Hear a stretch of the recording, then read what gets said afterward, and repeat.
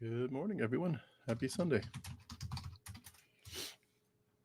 Hope everybody's having a great morning, great day so far. I'm just getting started here, so I'm just going to give everyone a few minutes to stream in. But hope you all had a good Saturday, good night's rest. And for anyone over in Europe or anywhere else in a different time zone where your day's halfway there, I hope your Sunday's going well. I got up early this morning and got a nice long walk in, got a cup of coffee, so I think I'm doing okay. We'll get there. And in a minute or two, today's topic is going to be what I would say to God if he were real.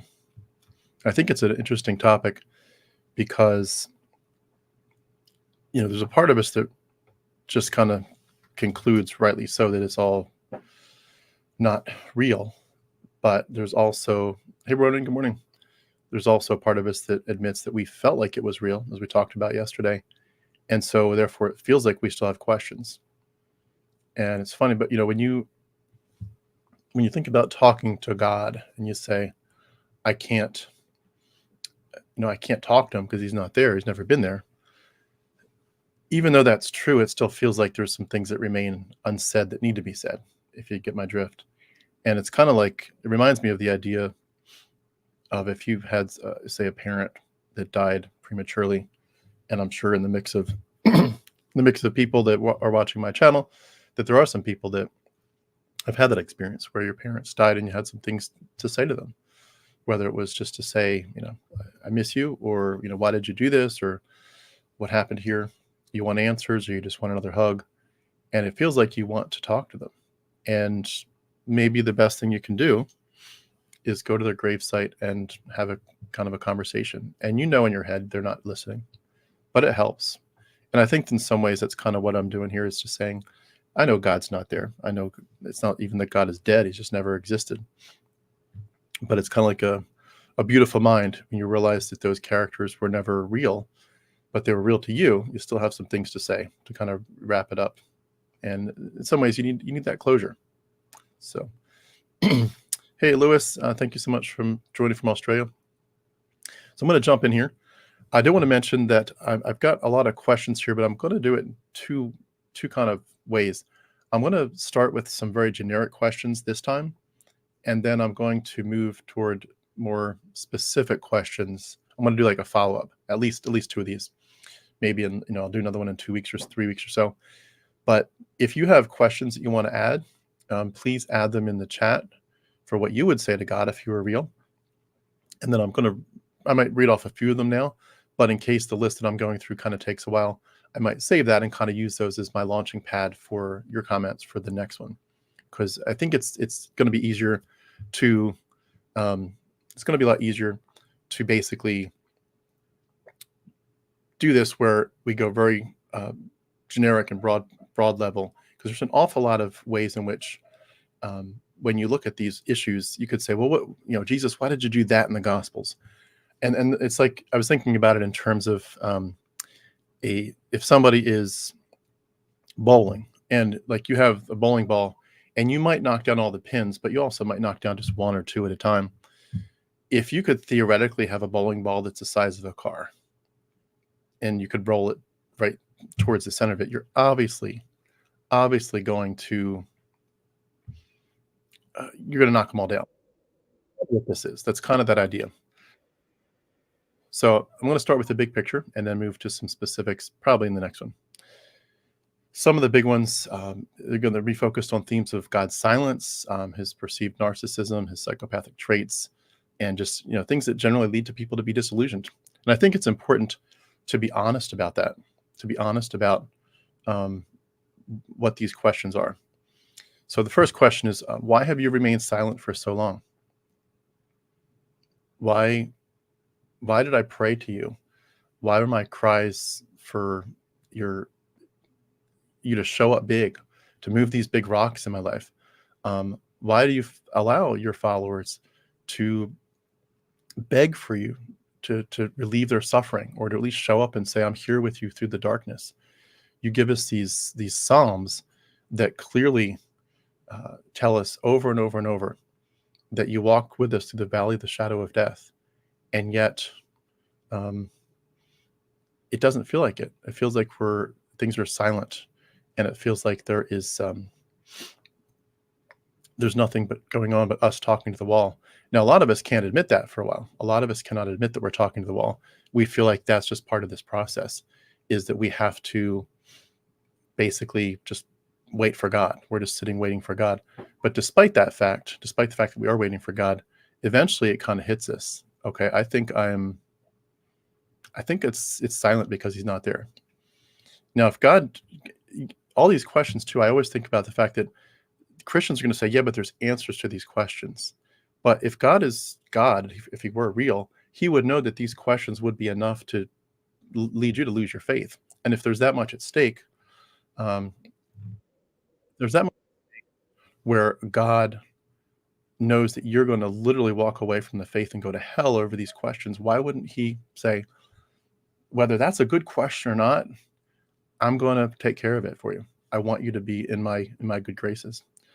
Another question that comes to mind a lot is, why do you demand this adoration? It looks a lot from the surface like this question of, if you're truly all sufficient, if you don't need anything, then what's this thing of you need our constant worship, our constant praise? Isn't that a form of narcissism? And you would never want us to go down that path as your servants, but yet we're also supposed to follow your example. So if we're going to follow your example and you're a narcissist, we're going to become somewhat narcissistic ourselves. So that's a big one. And again, a lot of these, we could create whole talks about each one of these, but I'm just going to keep moving through the list. I would ask God, why do you tell people that punishment for disbelief is going to be eternal? And that's a big one on our channel a lot. But what is it that says, if you disbelieve me, that's enough to punish you forever and ever and ever? If you're that loving, then to condemn people to eternal torment simply for not believing, that sounds an awful lot like you're cruel. And if you're going to tell us on the one hand you're loving, you're so gracious, and yet you're cruel, we're going to struggle to put those together. So, and I know when I was a Christian, my answer to that was, if you understood the incredible holiness of God, how much he hates sin, his holiness is white hot, like a glowing piece of metal that's in the fire, you would just be like overwhelmed with the reality of, yeah, sin has to be punished. But when you really start to sit back, the empathetic side of you grows. You see things from a different perspective. You're like, no, that's still pretty cruel. That's still, eventually, it's not just pretty cruel. It's downright psychopathic.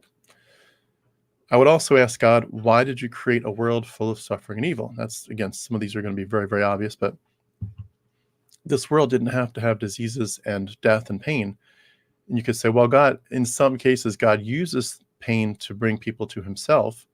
And I know that's an answer I would have used before, but in a lot of cases it doesn't. It's just needless pain. I mean, especially the horrific things, like you look at tsunamis, you look at landslides, you look at earthquakes, where it's just needless pain. People sitting for days and weeks without food and water. Isn't that a bit sadistic? And again, that's the picture we keep getting, is God is psychopathic. He's cruel. He's sadistic.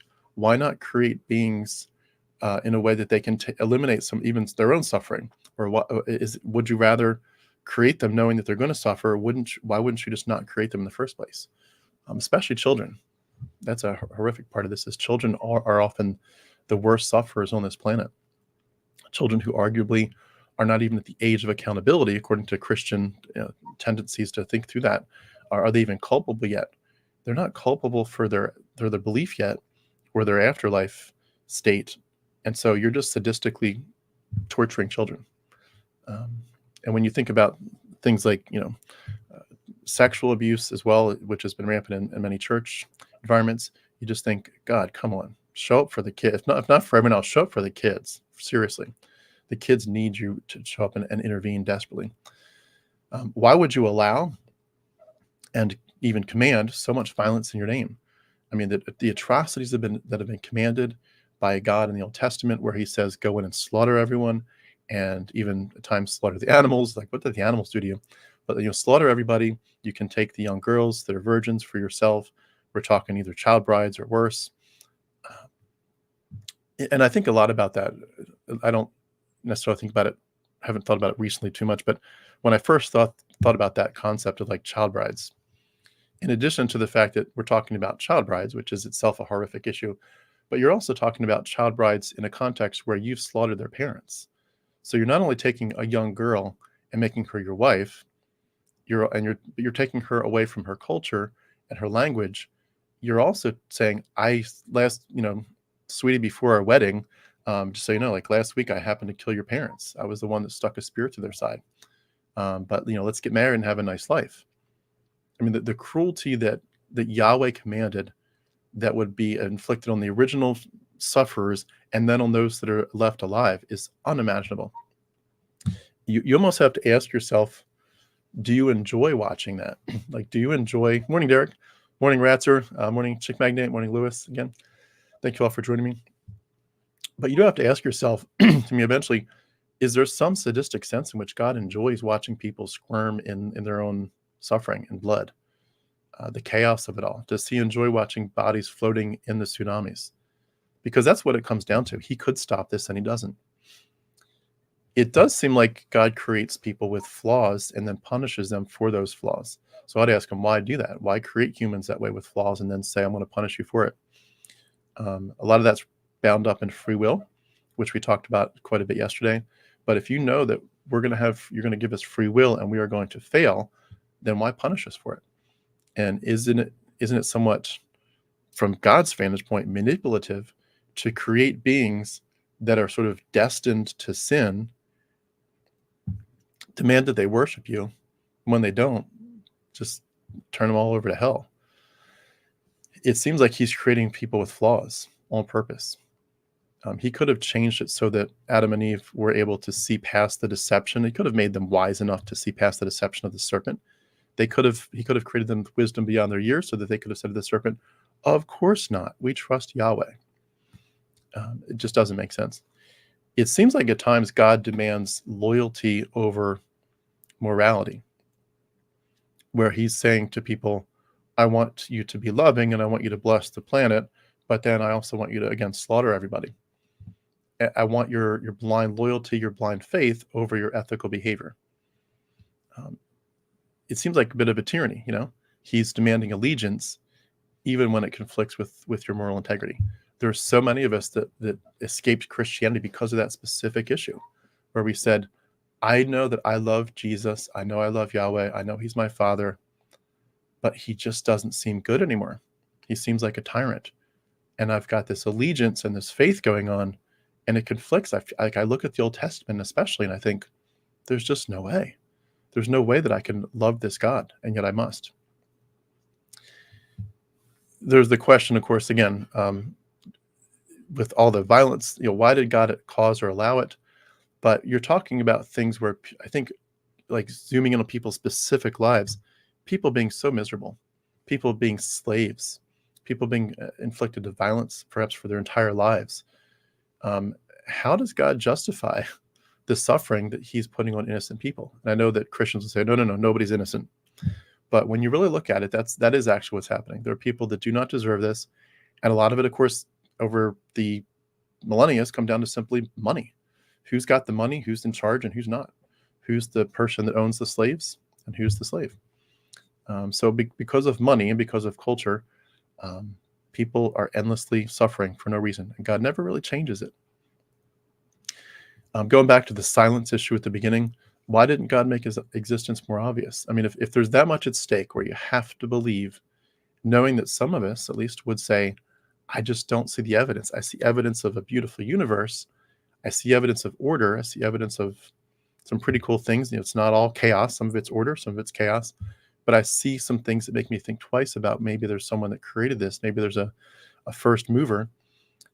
But at the same time, the existence specifically of Yahweh and Jesus as the God of the universe, it doesn't seem very obvious. And a lot of us, he would know if he were real, he'd know that that's going to be an issue for so many of us. So why don't you provide clear, undeniable evidence? There's no way that we will question. We know you exist. We know you're there. And it kind of begs the question, isn't it a bit deceptive of God to effectively hide and then blame people for not finding him. It's like kids playing hide and seek. And if you could imagine kids playing hide and seek, and one of the children just happens to be magical and can literally be invisible and disappear, then at what point do you say that doesn't make sense? That does not make sense. God is hiding and then blaming you for not finding him. It's just too much. The next one would be, why do you demand such a strict moral code, God, and then you don't follow it? There are moral laws that he sets for humans, and then he doesn't obey them. One of the biggest ones that stood out to me is that you have the issue of God saying, I want you to forgive. I demand you, and even says in the New Testament, you must forgive or else I will never forgive you, right? That in and of itself, like that statement, like he's saying to you, it's so important, but in that very statement, he's contradicting himself. I demand you forgive, but if you don't, I will never forgive you. That doesn't make any sense at all. And the question of why did you create a world where doubt is natural, but disbelief is punished is a big one for me. He makes it so difficult for us to believe in him, and then he threatens punishment. But he's basically saying, I've given you reason, I've given you logic, and I insist you use it. I haven't made you as some stupid, foolish animal where all you care about is filling your belly. I've created you with this reason where I need you specifically to think through life, think through the big issues of life. You're a philosopher, as it were. So use it, and then when you use it, you can't see God's presence. You can't see the reality of it, and you say, I've literally thought myself and studied myself out of Christianity. So give me 1 second here. Pardon me.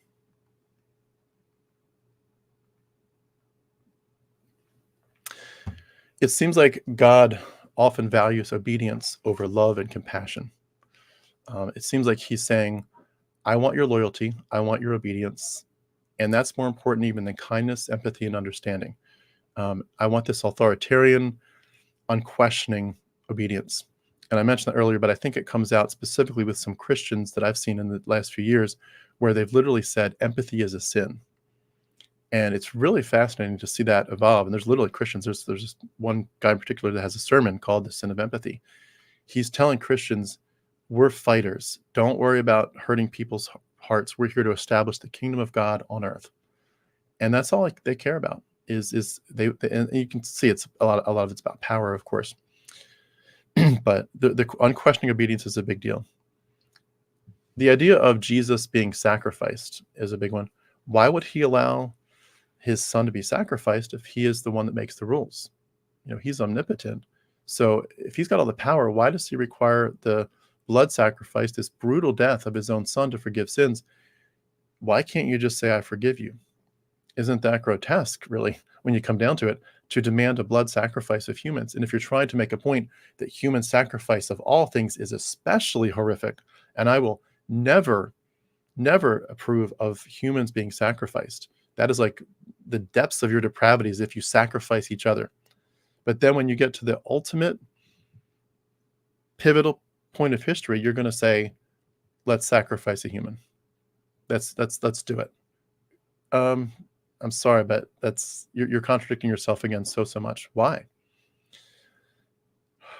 The issue of suffering comes up a lot. And again, I'm just kind of reading off random lists here of things I've thought over the years. But why is God creating people who are capable of such intense suffering if they knew that would happen and that particular issue of the suffering would in fact lead them away from God? So for example, I'm not talking about just sicknesses or getting in a car accident, but I've used this illustration before. But if you have somebody that does a horrific, say a man does a horrific attack on a woman, and she is the victim, it's been awful, and she's traumatized beyond traumatized, and he goes to prison for it, as he should.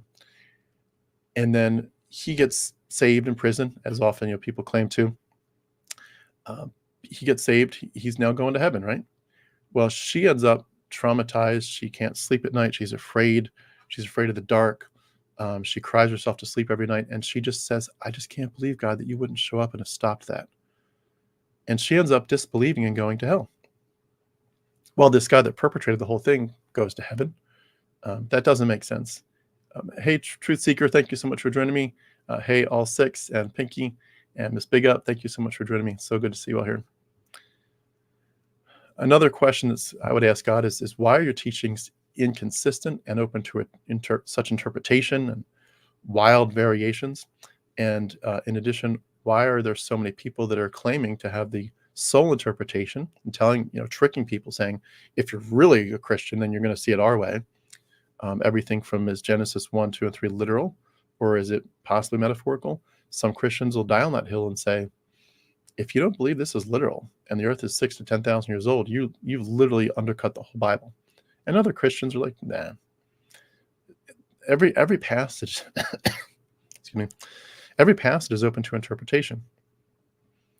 Why would you communicate your message in a way that ends to all these denominations, all these countless divisions, all these conflicts, all these wild interpretations, and not make it more clear? You said you're not the God of confusion, but yet you've left us utterly confused.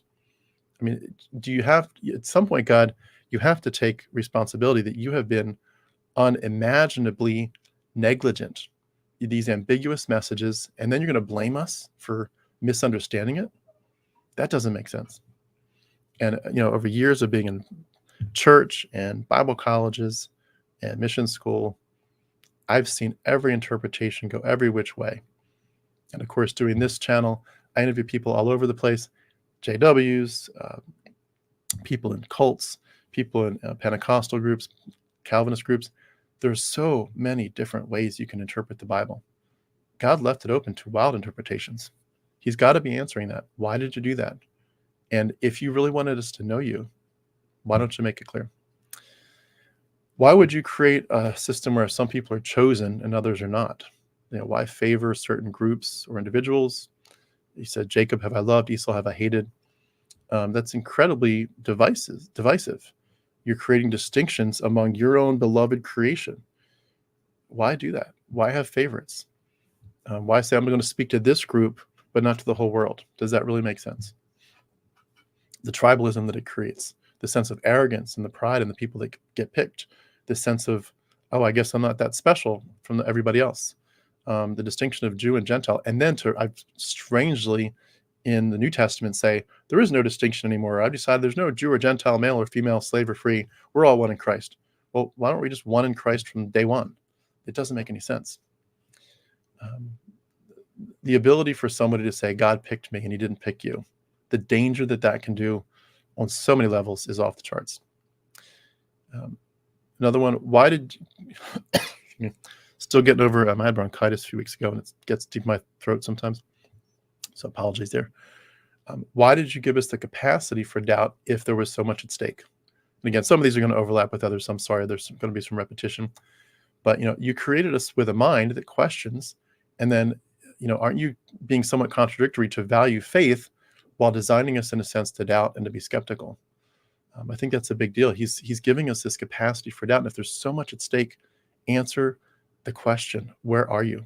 Prove it. Make it clear that there's no way you're going to let us suffer that much in hell. In terms of disasters, going back to that, I touched on it a little bit before, but why create a world with such earthquakes and hurricanes and diseases, people dying of starvation? The indifference that God appears to have, where he's just like, sorry, it is what it is. You created a world where nature is incredibly destructive. And as a quick side note, something that really got me a lot is when I started to see videos of animals eating other animals live, like where a snake will grab a frog and just kind of, grab its feet, its whatever toes, and start slowly sucking it down its throat. And this frog is literally like completely alert, alive, as it were. It's not like it's been like, I know there's some cases where some animals, like some snakes, will poison. They'll like bite a rat, and the poison kills it, and the rat dies, which is also a horrific death. But a lot of animals, they literally go down the other animal's throat completely alive. If you look at Komodo dragons, which, I mean, the fact that Komodo dragons exist is itself enough to make you wonder about God. But these things they'll just grab an animal and swallow it whole. But even apart from animals being swallowed alive, just the fact, why did God create a world where animals depend on eating each other to survive? The horror of that, to think that animals all over the planet are going through suffering. I mean, we can't even imagine it. It's got to be, in the thousands, hundreds of thousands, or millions of animals a day that are, they're getting teeth in their throats, their blood's squirting all over, or they're being eaten alive. Like, why? That pain, the pain alone to animals, it would be enough to make you think, God, you didn't do a good job here. And of course, from our perspective as humans, the biggest thing of all, why are you allowing innocent children to suffer and die? What purpose does that have in your plan? I mean, that is heartless. You've given us this heart of compassion, and yet you act in a way that seems heartless to the most vulnerable, and they're enduring the worst pain, and they have the least options. The idea of salvation depending only on belief instead of actions, and I know this is going to differ if some Catholics are listening, but for Protestants especially, to create a system of salvation where actions don't matter, it's all about your belief. Why is faith more important than living a good life? Now, it was drilled into me, this idea, like faith is the only thing that matters. If you try to live a good life, then you're doing good deeds and kind of saying to God, I deserve heaven. You owe me. But when you step back from that, and it takes a while to step back from it, because it's just, if you're a strong Protestant, it's really drilled into us. But salvation depending on belief and not your deeds doesn't really make sense anymore. The idea of someone being a good person, loving other people, there should be some sense of fair play there. And people that, perhaps live a good life, a really good life, and go to hell, and someone else that technically believes but lives a very horrific, mean, awful life, that person is going to go straight to heaven. That to me is really sad. If I were God, I would say your actions are going to be a big part of this. And you'd say, well, that's what James says. The book of James does say that, and I get it. But for a lot of us, our theology was drilled into us. Looking at a few quick comments here. Actually, I'll come back to those in a minute, because I think some of these are going to be great questions to ask at the end here. And by the way, we're going to go for probably about an hour. I don't want to take too long more than that, so I'll wrap up my part of it before that and get to the questions and comments. The big question I would have as well is, why did you create a universe that's so indifferent to human life? And we can't get off this planet and live very long. Radiation, the lack of air. This universe is so big, and it's like a death trap to us all. We are tiny, we're insignificant. We have no apparent purpose, apart from the purpose that we're coming up with in our own minds. But we have no apparent purpose in this cosmos. And doesn't it seem weird to create such a huge universe, and perhaps universes even, galaxies upon galaxies, billions and trillions of these things, and there's one single species that appeared so far that we know of that's on one planet? Like, all that wasted space, like, what is it for? I know some of the answers Christians will come up with, but the fact that space is not just there, but it would kill us all, is kind of like, it just seems like such a destructive way to treat this, to treat us, and to give us those dreams of getting there, knowing that if we get up there, we can't survive. The radiation would kill us quickly. The idea of God being incomprehensible was a big one for me, where we talked about the idea of the verse, your ways are higher than our ways. But in some ways, when you really dwell on that, he's kind of holding us accountable for something that we can't understand. Isn't, like, why demand faith in this grand plan that is in some ways incomprehensible to us? And I don't just mean salvation, I mean in life in general. But if your ways are higher than our ways, then you're basically saying, I want you to have, again, blind faith, knowing that you don't understand what you're doing. You're placing your faith. It's like somebody saying, you remember those dating games where you'd have like a little curtain or something, and there'll be somebody on this side, maybe, it's a lady. She's the main person in the hot seat, and there's three guys on the other side of the curtain who are all vying to be the person that goes out on a date with her. And that she asks certain questions. What would the perfect date look like for you? And what would a night in look like for you with dinner and a movie at home or something? What would you do in this situation, that situation? And you end up, it's kind of funny. I like seeing those. They're kind of cute in some ways if they're not too weird. But this person is supposed to make a choice based on never seeing the person. It's purely your voice, your inflection, and your content of your words. And that you might end up technically pulling that curtain back and saying, okay, you picked guy number 3, and he's the ugliest guy you've ever seen. And you're just like, oh my God, I cannot go on this date. But the cameras are on, so I'll smile and act like I'm not going to do it. But God's kind of doing that to us. He's saying, I want you to go on a date with me, knowing that you really don't know almost anything about me. And there's so many questions and things that don't add up. And I seem like a psychopath, but please, let's go on a date. And yeah, just his being incomprehensible isn't a benefit. It's a negative. The idea of religious leaders abusing people and exploiting their power. Why didn't God stop people? Why doesn't he stop those priests in the Catholic Church from hurting the children? Endless things, of course, the Crusades, people using religion and specifically the name of God and Jesus to manipulate, to deceive, to harm others. And isn't it irresponsible of God to let the people that are claiming to be representatives on earth cause so much harm in your name? I mean, if you looked at a company and say they had I don't know, let's just say it's a company that makes cars, and this car company has somebody that is the representative, and eventually they don't like that person. That the person is not really doing their job right, so they fire them.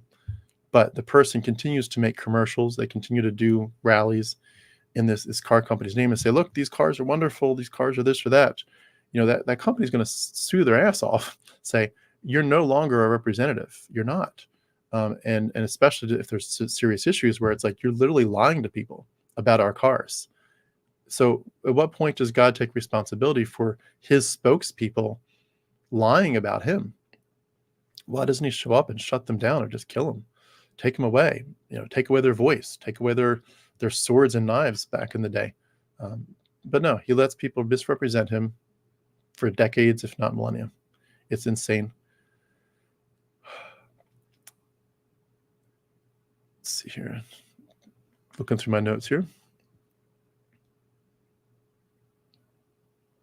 Conflicting religions is a big one. A lot of us think through this. When we look at the way that conflicting religions make their truth claims, we end up having this issue where you're often just you're putting your faith in something based on where you were born, right? So you grew up as a Muslim in a Muslim country. You're required to have faith and to follow the rules of that religion. So bam, you're doing stuff based on where you were born. Every religion, of course, in every country and every subculture is telling you this is the one path, and we have the right faith. We have the one message that's the way to heaven. Isn't that confusing and unfair? Knowing, let's say that one of them, let's say Christianity were the truth, then isn't it unfair to Muslims? Isn't it unfair to Buddhists, to everybody else, to Hindus? Isn't it unfair to all those kids growing up in those families being heavily indoctrinated into the teachings and the culture that says Christians are wrong and we are right? The hill to climb to get out of those false religions, if they were false, the hill to climb to escape that indoctrination is overwhelming for those people. So why make it so easy for the children of Christians and so hard for the children of Hindus? Why make it so hard for the children of Muslims to get to you? Why not give everybody some kind of clean slate, an even playing field? But no, he makes it easy for the children of Christians. He makes it hard for the children of everybody else. That's unfair to me. In terms of his followers, going back, this is ping-ponging back and forth. I'm just reading through notes. Why do you allow your followers to justify hate and discrimination in your name, and bigotry, exclusion? I'm thinking there of the LGBTQ community. But you could expand it out in a lot of ways. There's a lot of ways in which white Christians, have used the Bible to promote hate and discrimination against people of color. Those issues are endless in our history. And again, God is not just saying, I'm going to let people misrepresent me, and misrepresent me in terms of theology, misrepresent me in terms of violence, but also misrepresent me in terms of hate and discrimination. Promoting bigotry is a big deal. And again, if it was a corporation, they would sue your ass off if you continued to say, I'm speaking in the name of ABC company. They've hired me to speak for them. You wouldn't. They would shut you down. They would say, this person is not a spokesperson anymore. Maybe they were at one point, but they're not now. And they would force you to stop. But God never does that. He lets people continue to speak in his name, even when it's obvious that that doesn't make sense. I would say a big one for me was regarding sexuality. Why did God create humans with such conflicting desires and instincts? Why give us these instincts and desires and passions that lead us away from his teachings? He says, Job talks about, I've made a vow not to look on a young woman lustfully. Jesus says it's better to pull your eye out than to stare and be lusting over a woman. Paul talks about it's better to marry than to burn, but he also says, I wish you would just stay single. And virginity is put up as such a high thing, to the point where in the Old Testament, if you were going to get married but you weren't a virgin, they would stone you to death. And in the end, the book of Revelation talks highly about virgins who were like, they're the pure ones. The pure ones are the virgins. It's like, wait a second, why can't married people be pure too? But virginity is put in such high regard. So why put virginity in such high regard, and yet say, I'm also going to give you a body that throbs to be sexually active? It doesn't make sense. You've given us impulses, and then you punish us for thinking about them and doing something about it. God, several times in the Bible, and just it feels like in life, he tests people's faith maybe with suffering. But you'd say, why would you test their faith if you know the outcome? And you're probably all thinking at that point of Job, as I am. Why would you let Satan test him if you're all knowing? You know the outcome of this. You know what Job would do. So why test him? Why put them through this horrific trial that is unnecessary? It's at times cruel. The result is already known, and in some ways you could argue it's predetermined, because if God's sovereign, he's predetermining the outcome as well. So why are you testing people's faith and hurting them? I would ask him that question. Let's see here. One question that's come up with me a lot is mental illness, and things that distort people's ability to perceive reality. When you look at someone that's mentally challenged in some way, and you say that person is in some way responsible for still believing, I know Christians will come up with, well, that depending on the level of issues with their ability to think clearly, there's a sliding scale in God's mind as to how severe he's going to judge them. But it's a question. It's a good question. If somebody has a mental illness or a disorder where they can't understand reality, they can't grasp spiritual concepts perhaps in the same way that someone without those issues could, then effectively God, knowing that would happen, has made conditions where it's hard, if not impossible, for some people to believe in him. And I look at the different personalities, the way that things like autism affects people's perspectives of the world, the way people's perspectives, even if you're a man, you're going to see the world one way. If you're a woman, you're going to see the world a different way. If there's any kind of sexual orientation that's different than that, you're going to see the world differently. If you have parents that are loving, you're going to see the world differently. Parents that are distant and hateful, they're going to see the world differently. All these things that are in your brain, that are either inherently in your brain or that are pushed in your brain because of your situation, it changes you. It changes your psychology. It changes literally probably the brain cells in you. And that's the same brain that you're supposed to use to believe in God. So many things that are beyond our control, and yet God is holding us accountable for them. Let's see here. I would ask God, going to the Bible again, why would you allow your message to be spread and controlled by such flawed and often corrupt groups of people. When you look at the chain of custody of the Bible, and we can't really look at it, we don't know what it is, but if we imagine it, we'd say you gave your Bible to flawed people. In many cases, we don't even know who they are. It's anonymous. And these people, the early church has a huge history of corruption and abuse. Obviously, with Constantine, a lot of this stuff was done at the edge of the sword. So we're talking about God's word being written and preserved and spread by such corrupt people. Isn't it irresponsible to let your message be tainted? And then isn't it irresponsible and horrific to say to people, I want you to believe in this message, knowing that you don't really know how it got here? And I know there are Christians who say, well, no, we do know. We've got all this manuscript evidence. By the way, the manuscript evidence arguments, look deeper into that. Look past the surface of what they say. A lot of that stuff that they say is very misleading, very misleading. If you understood the full picture, you'd be like, oh, so the manuscript evidence is not what you said it was. There's more to this. Christians are very deceptive when it comes to manuscript evidence. When you see those little blurbs where it's like a picture of, oh, we've got such great evidence, you're not equipped perhaps to ask the right questions, but the right scholars will point out those things do not make sense. There's so much more to that. Let's see here. I touched on this before, but slavery in general, why didn't you condemn it? God doesn't just not condemn it. He specifically says, I want you to go take slaves, and even says how much you can beat them. In that passage where he says, if you beat your slave and they fall down on the ground and they stay there but within 2 days they get back up, and that's a pretty severe beating if you can't get off of your feet for 2 days. But he says, if you can get off of your feet in the first 2 days, then that slave owner is okay. But if you kill them or they stay there for more than 2 days on the ground, then because you've just broken their legs or something, then you get punished. And the punishment is probably like, oh, you have to pay 20 shekels of silver. The way that God allows slavery to be justified and even supported and commanded, and then how to beat your slaves, how would you justify yourself in that? It's such a cruel practice.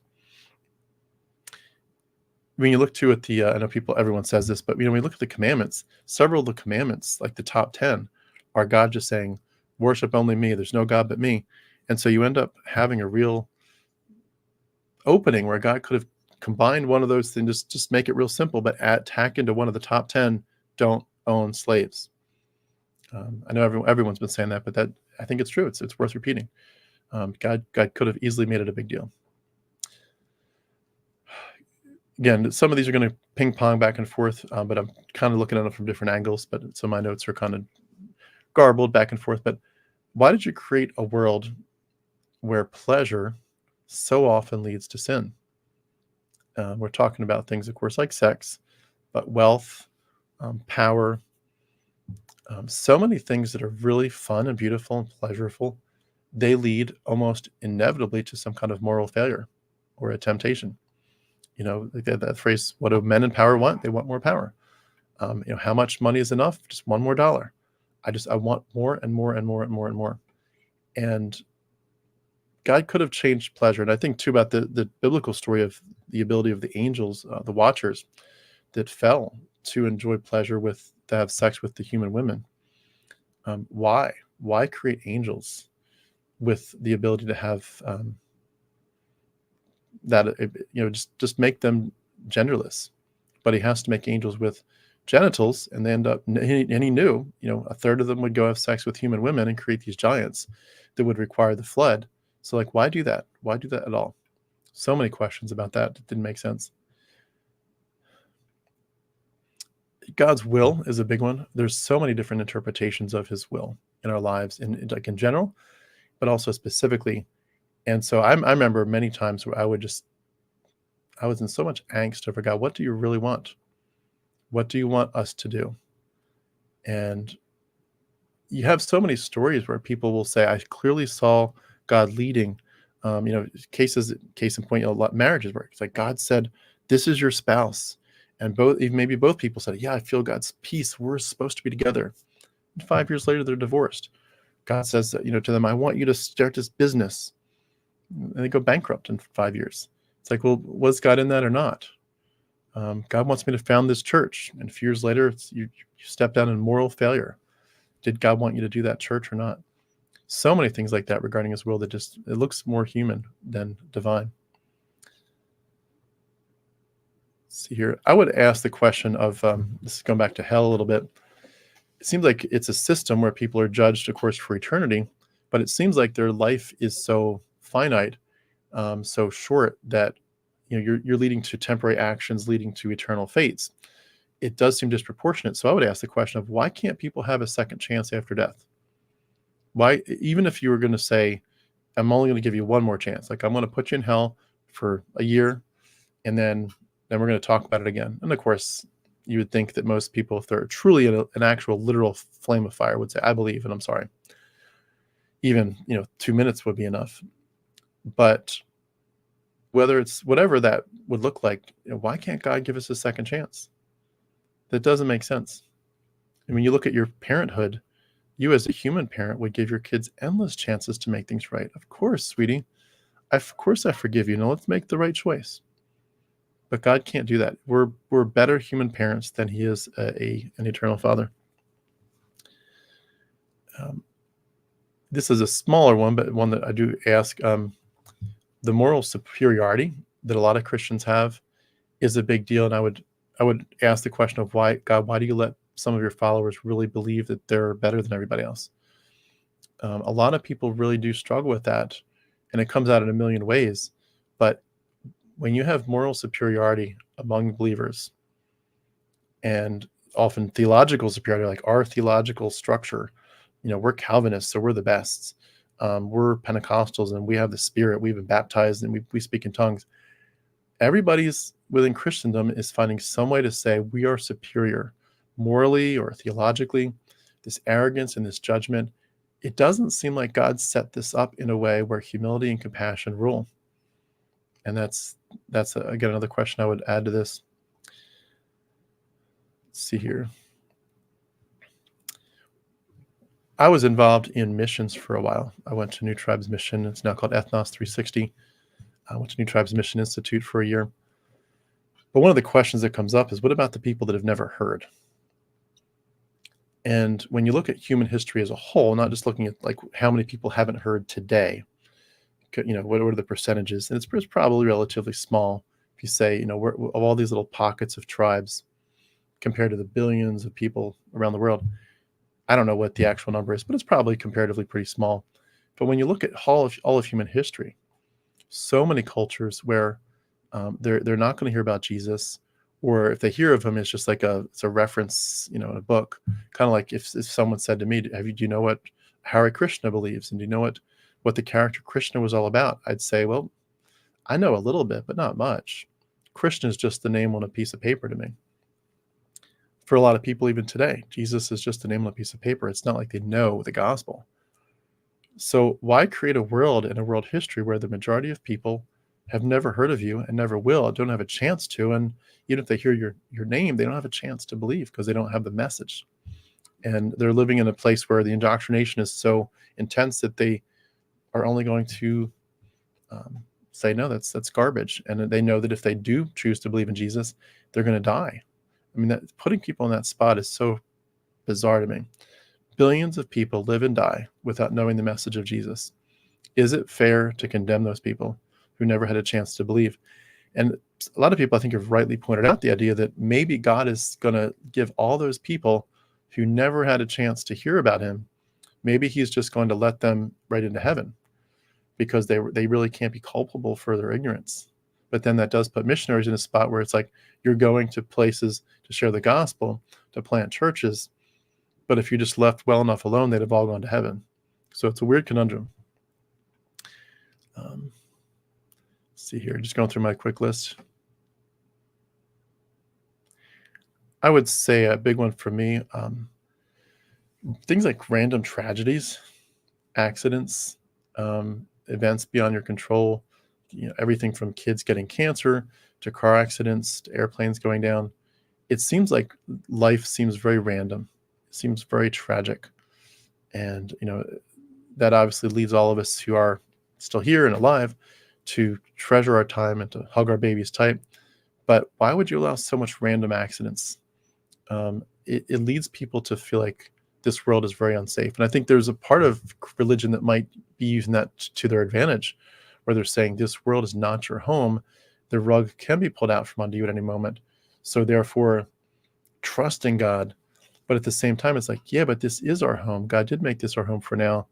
And it feels like God's going to pull the carpet out for no real reason at any point.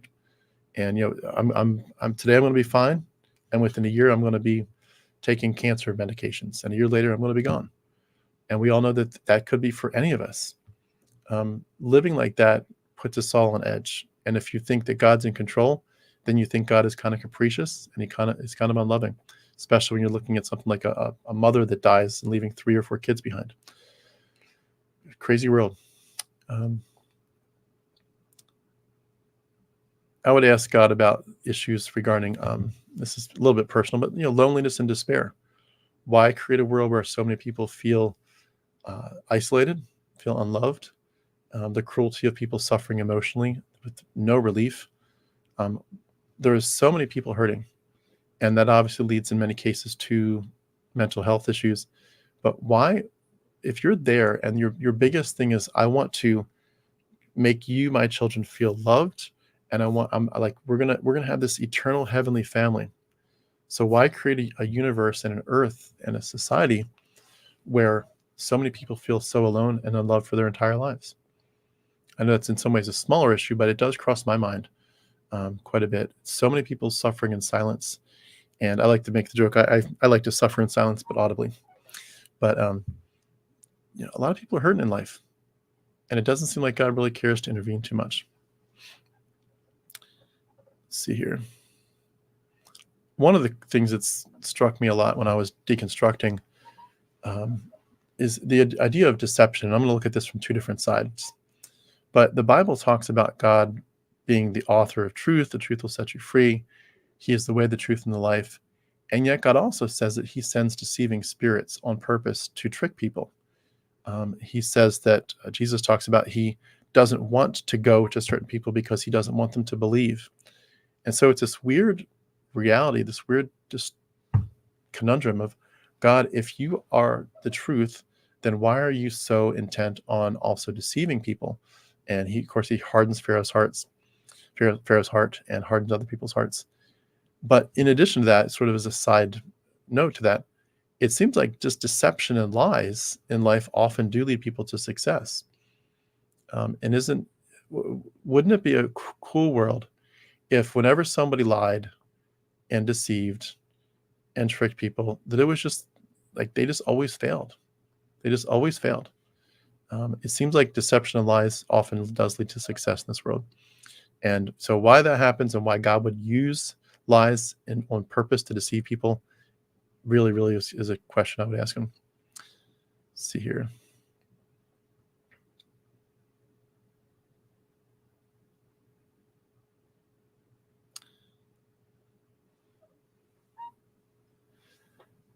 Just reading through my notes here, some of the things I've kind of already said, so I don't want to duplicate them too much more. One of them I touched on a little bit, but I'll just say it again. Why would you judge people or allow people to be judged for traits they can't control, especially sexuality and mental health? A lot of people are going to be judged by that, and it's like you're creating a world in which people are who they are. You've created them that way, and then you're going to judge them for it and have your church, your place of love, judge them and kick them out. Let's see here. I would also ask God about poverty. That's a big one. I know we're kind of talking about it with suffering in the world, but why would you allow poverty to exist alongside such crazy extreme wealth? Some people live in luxury while others are starving.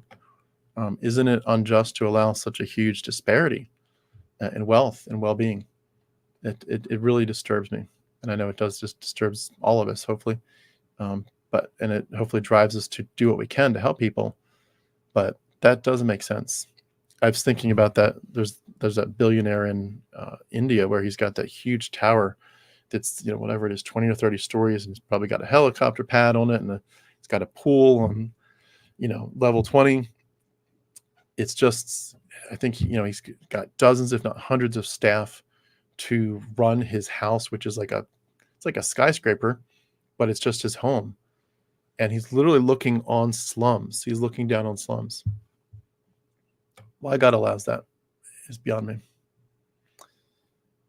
Why would God allow people to be punished for crimes that they did not commit? I know that in the big picture, there's probably not so many compared to the crimes that are punished and that they actually did commit them. But where there's cases of wrongful conviction or persecution, why are we letting innocent people suffer for the crimes of others?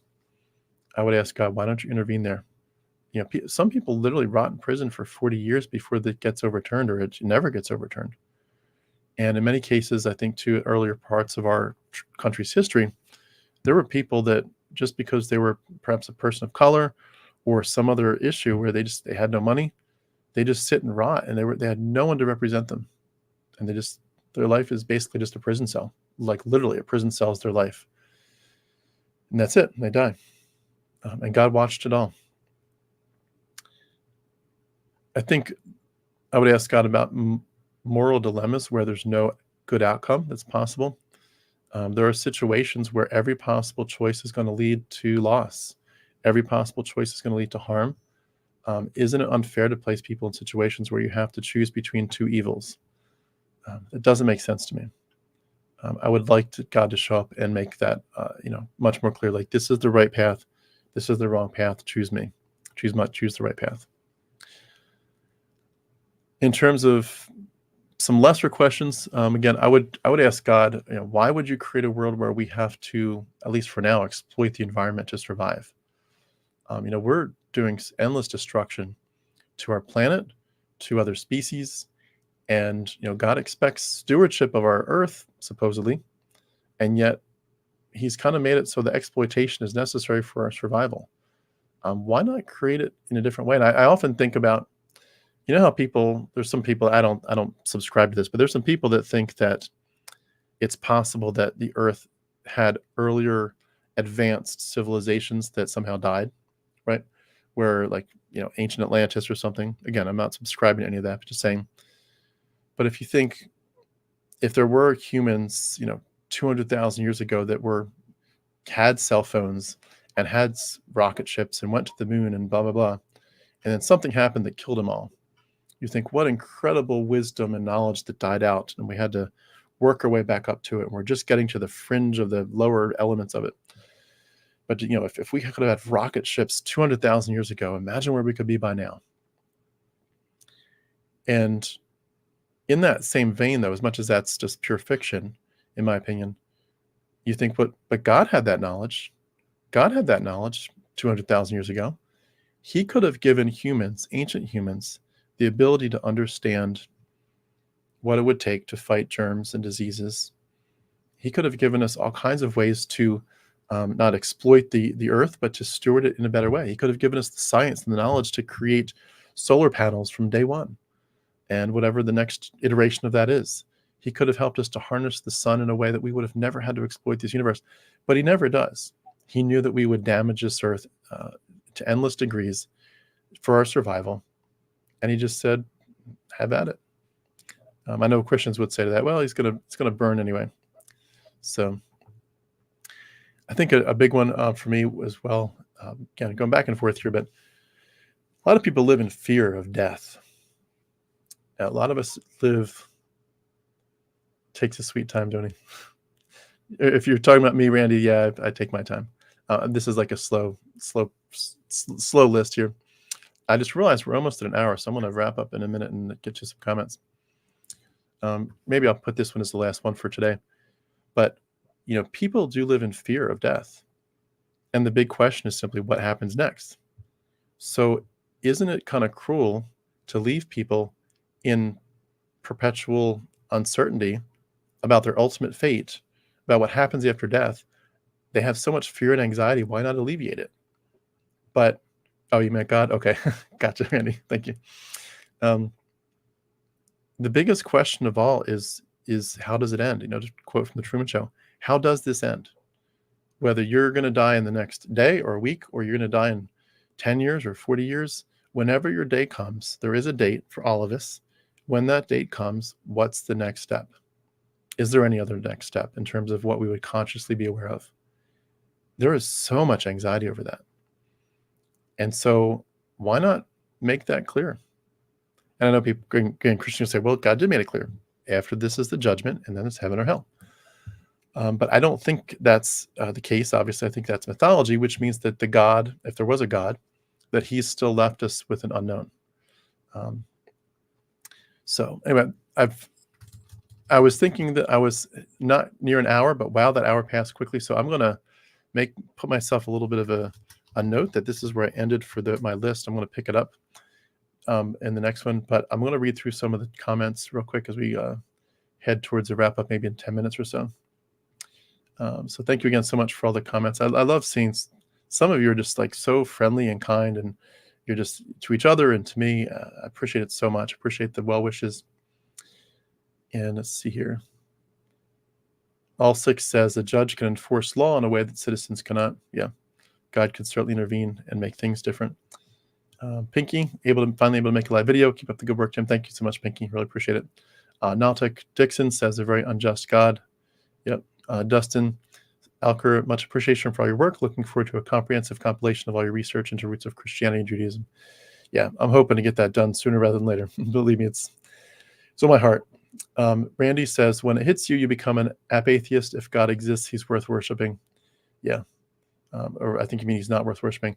Yeah, it's I see there you added not. Yeah, it's very much, that's so true. You realize you just can't worship this God. You realize if he were all powerful, you couldn't really fight him because he's all powerful, but you wouldn't voluntarily worship him. He would have to make you into a robot to do that. It's interesting on that note. I was talking to some JWs about the idea of worshiping God, knowing that he's going to, in their theology, he's going to annihilate people who don't believe. And so it's kind of better than hell, I guess, but he's going to annihilate them. But how could you be happy knowing that God took your loved ones and just destroyed them forever because they didn't believe like you? And their answer is, which I don't think I heard it before, their answer is that God, in their theology, will remove them from your memory.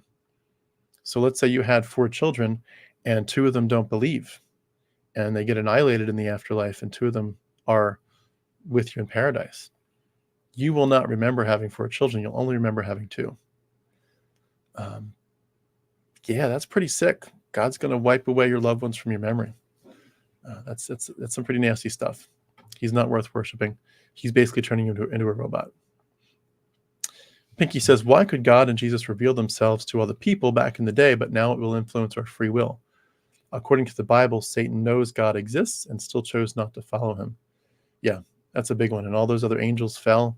And I think too, like what is the big issue with God showing up or Jesus showing up again today? Like why does it have to be, I'm going to show up in glory, I'm going to make you wait, and then it's going to be this huge rapture and tribulation? Like, why not just show up in some smaller way? Just show up for a month and then say, I'm going back to heaven. I'll see you all in 100 years. Just the way it works. But I'm showing up, and this time I'm going to do it on camera. So there's no questions. It isn't some ancient book. I'll be on camera. I'll do miracles. It'll be so verifiable. No doubt about it. Like, Jesus could show up, but he doesn't. And there's a reason he doesn't, because he can't. Nautic Dixon says he destroyed Sodom and Gomorrah for their immorality, but had no problem with Lot's daughter turning around to drug him and gang raped him to repopulate their new town. Yeah. And the idea that he wasn't aware that he was with his daughter sexually, I'm sorry, but it doesn't really matter. Even if with drugs or alcohol, you're still going to be aware. Your daughters are the ones you're with sexually. That's just crazy to even think about that story. And in the New Testament, Lot is called a just man. Lot is called a just man instead of a criminal. A voice so bright. Hey, Tim, it's Anna. Hey, Anna, thank you so much for joining us today. Really appreciate that. Star Child, look at this mess you created. Yeah, me. Yeah, it's interesting, but you do need to say that to God. Like, God, look at the mess you made. It's insane. You've made such a mess of things, and you take zero responsibility for it. Donovan says, peace and blessings, everyone. All 6. One problem I've been wrestling with in respect to my faith is the idea of an eternal God. If God is eternal, then is there any way he could be responsible for his own existence? Yeah. And those paradoxes, we embrace them in some ways as the mystery, like it's beyond the pale of human comprehension. But someday it'll make sense to us, or we'll at least rest in whatever understanding level God gives us in heaven of these mysteries. But it's like, when you really step back from it, you're like, no, this isn't a mystery. This isn't a paradox. This is just nonsense. It's just foolishness and nonsense. The Trinity is one God and three persons. It's foolishness and nonsense. Grown adults espousing foolishness and nonsense. It's insane. Toto now, I think the algorithm is set up to act in the human mind as a god. Yeah, I'd agree with that for sure. Randy says God turned out to be the Wizard of Oz. Yep, the man behind the curtain. All six says if he isn't responsible for his own existence, then doesn't something exist apart from him? Yeah. You have to have in some way a first mover. There has to be something.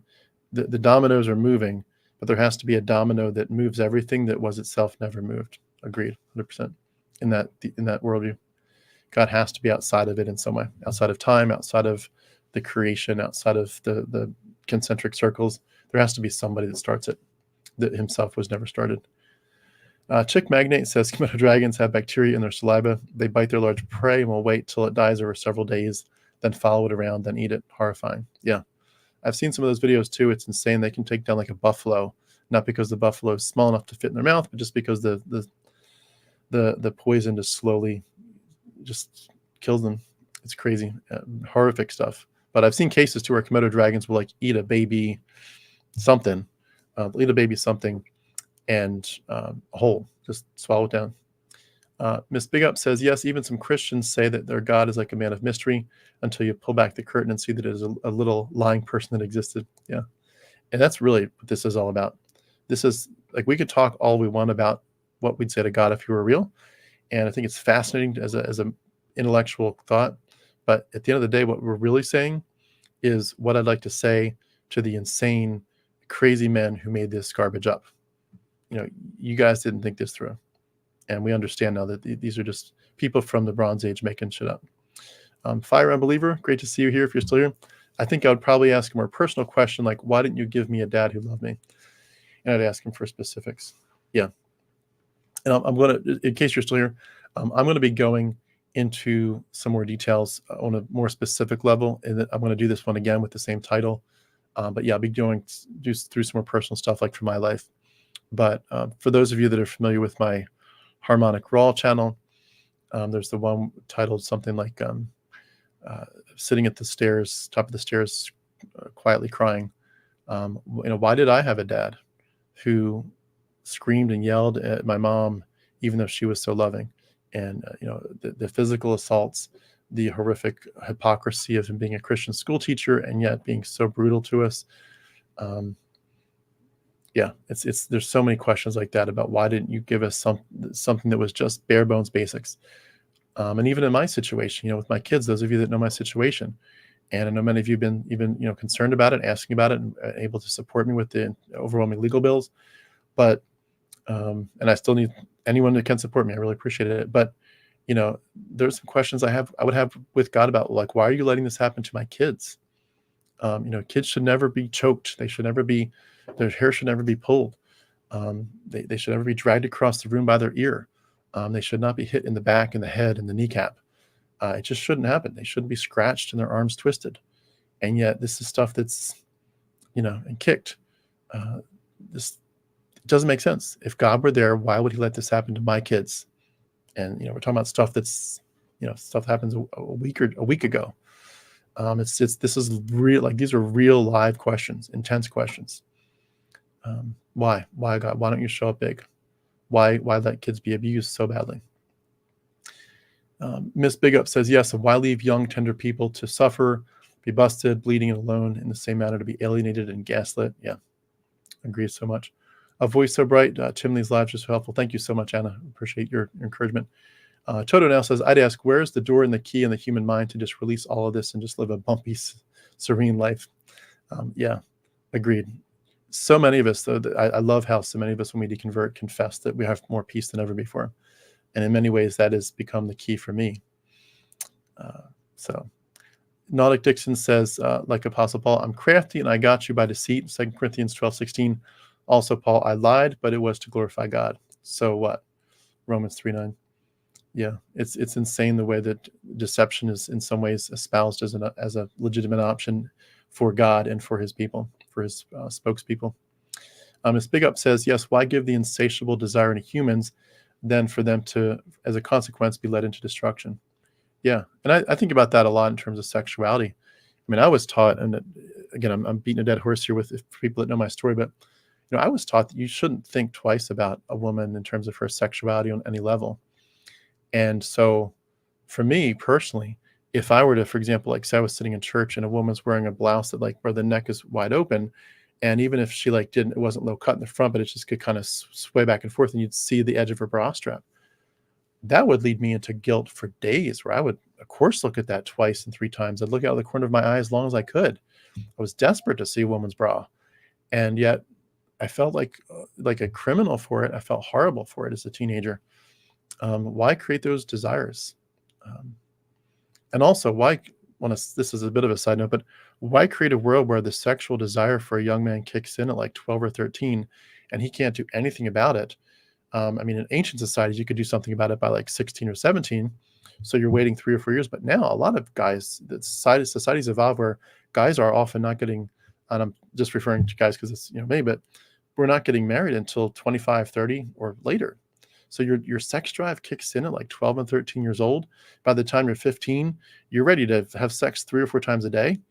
And you can't do anything about it till you're 30. Like what? And yet God's judging you for your sex drive, for your thought life. That doesn't make sense. Doesn't make sense at all. Just reading through some of these comments. I see some of you just going back and forth with some of your thoughts for each other. Danny from the blockchain, thank you so much for joining me. Why would God let 100% of the millions of aborted babies go to heaven, but if they lived, let 70% of them or more go to hell? Because statistics show they would have rejected Christianity. Yeah. Very, very good question. And I would say too, in that note, like, why make it so that miscarriages are so prevalent? So much, if you value life so much, why are miscarriages so across the board? It happens all the time. I thought that life was precious to you, and yet you didn't protect it in the womb. If life in the womb is precious to God, then miscarriages should be, 0.00001%. Chick Magnate says, after the fall, God lists the curses that he will inflict because of sin. He tells Eve, I will greatly increase your pain in childbirth. She hadn't given birth yet. I would ask God, had you continued? I may have missed something there. Okay, here you go. Had you decided on how much pain she would have when she eventually did give birth, but because of the fall, you planned to increase it? Yeah, that's a good question. Why in the world would you to take something like sexuality and the eventual outcome of pregnancy and to mix it with pain? That is like sadomasochistic. That is sadomasochistic. But when you look at it evolutionarily, it makes sense as to why there's pain in childbirth. But yeah, because our babies, the way that they're born, how long they have to stay in the womb before they can leave, it makes sense as to why there's pain in childbirth evolutionarily. But yeah, from God's perspective, to mix sex and pain is nasty. Accidentally Agnostic, thanks so much for joining us. Good stuff. Thanks to anyone who doesn't know about Non-Stamp Collector on YouTube. Check out his stuff. He discusses a bunch of these topics through his cartoons. Yes, absolutely. So please go check out Non-Stamp Collector, like and subscribe, and watch the great work there. Very good call out. Move in Silence says, I love the channel. I'm a recently deconstructed Christian. Love the stories of the people here. Thank you so much for joining us. And if you do ever want to share your story, my Facebook handle is just @HarmonicTim. And the business one is Harmonic Atheist, but my personal one is Harmonic Tim. Please reach out, add me as a friend, and reach out on Messenger. Love to hear your story when the time is right, even if it's a year or two from now. Keep me in mind for down the line. Let's see here. Nautic Dixon says he got pissed because Eve was willing to learn, and we all got punished for it. Yeah, and as the handle of that TikToker, YouTuber Eve Was Framed points out Eve was framed. And that's another great channel to like and subscribe to, but Eve was framed. Absolutely. And there's a lot of mythology behind that, of course, where the question was that actually Lilith? Was the serpent Lilith? Adam's first wife, was she intentionally destroying it? So, all the questions we're asking, we have to take them with a grain of salt and step back. We're not actually saying God did this and we're upset with him. We're just theorizing, if it had been real, what would we say to that God? But we know that that's not what this is. Eat honey, be happy. Love that title. Thank you for the video, Tim. I would ask God if the once saved, always saved is true. That would save us so much time and energy and mental exhaustion. That's a great point. And also the question of if once saved, always saved is true, then look at someone like myself. What happened to me? I was absolutely on fire for the Lord. I loved him. I knew my salvation was faith alone, through Christ alone, through his death and resurrection on the cross. He was my perfect and final substitute and sacrifice. His blood alone atoned for my sins, and that through my faith, placed my faith in him, I was sealed for the day of redemption, that God had begun a new work in me and that he would bring me to completion. I knew that the death and resurrection of Christ was the pivotal point of history and of my life. And I loved him. I was just beyond delighted with what he had done to rescue me. And I knew that it was real.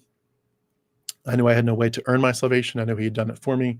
I was grateful beyond words. And I spent years, decades, studying theology books, devotional books, listening to pastors for endless years, memorizing thousands of verses, trying to become a pastor and a missionary. It was real to me. So if once saved, always saved is real, then what happened to Tim? Because I mean, if you can be saved, I think I was saved. I think I was saved.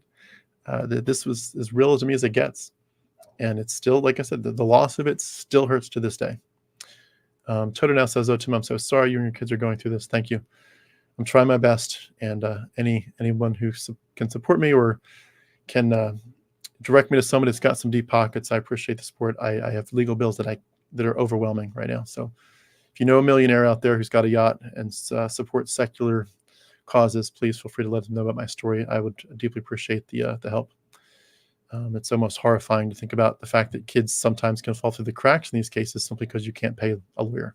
That's another issue too. I didn't intend to bring that up, but that's an issue too. Like, God will let children suffer simply because you don't have money for a lawyer's bills. I mean, come on. That alone is enough to make you think twice. Ian Wolf says, "Thanks for the hustle, Tim. You're making huge waves in this space. Sorry about the abuse of your family and suffering." Thank you so much. I appreciate this super chat, and appreciate your encouragement for the channel. I am trying so hard to build this channel up. I need to get more and more stable in every which way, and I think there's a lot of room for a lot of changes to build up the community. I'm also going to be doing things where I bring people on more. And by the way, I'll keep this short. I'll wrap this up in about 2 minutes. But just for those of you that are still here or watch later, I am going to be creating more and more live streams where people are invited to come on video. I've got, for example, just looking here at my calendar, something called a deconversion poetry slam, Saturday night, the 24th of August, 7 p.m. Eastern. Write your poetry. If you've got it, pull it out, read it a few times, practice it. Be ready to get on camera and read your deconversion poetry. We'll do it for as long as people have poetry to share. I'm going to be doing open mic nights. I did one last night. I'm going to do another one a week from then. This next Saturday, the 17th. Just come on and share your thoughts. Things like that. I've got a whole bunch of things planned. I've got some funny things planned too. I'm going to try to do a stand-up comedy thing on the 22nd, Thursday afternoon. And then also I'm going to do one that I think you're going to love. It's a deconversion chit chat. Excuse me. Deconversion chit chat on Thursday the 29th, 7 p.m. But it's going to be called That's What She Said. And the whole thing is going to be woven around this concept of that's very hysterical sexual innuendo, which we all came to know and love through The Office, of course, and through I knew about it because I used to be a carpenter, and everything is oh, screw it, Tim, and nail it as hard as you can, and carpenters near me listening to Howard Stern, so that stuff was already in the culture, but we all got used to it through Michael Scott. But I'm going to do a deconversion chat of That's What She Says. I've got some fun things coming, things where I'm bringing people on. And I think there's some ways in which the community is going to start to grow through this channel. It's a passion of mine. And for anyone that's in the area, that's near Atlanta or Alpharetta, Georgia, I'm going to be creating eventually, separate from YouTube, I'm going to be inviting people over Sunday mornings to my place. And eventually I'd love to see it grow where we literally eventually have a secular church, for lack of a better term. I'm going to think through it and brand it correctly, but I would love to eventually create a secular place, sort of like, I forget the guy's name, Jerry. I know his name, but it's, let me see here. I should know it. What is his name? Jerry DeWitt. Jerry DeWitt had did that. I forget where he's at.